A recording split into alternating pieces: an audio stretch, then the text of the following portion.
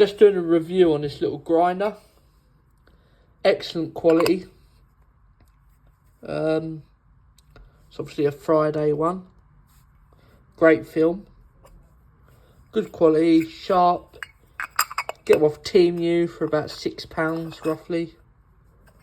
3 pieces, obviously it unfolds in 3 pieces.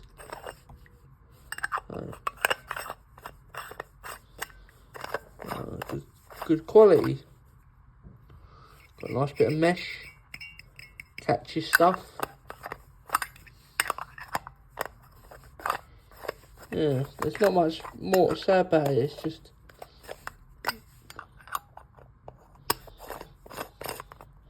screws up well, nice and tight, good quality.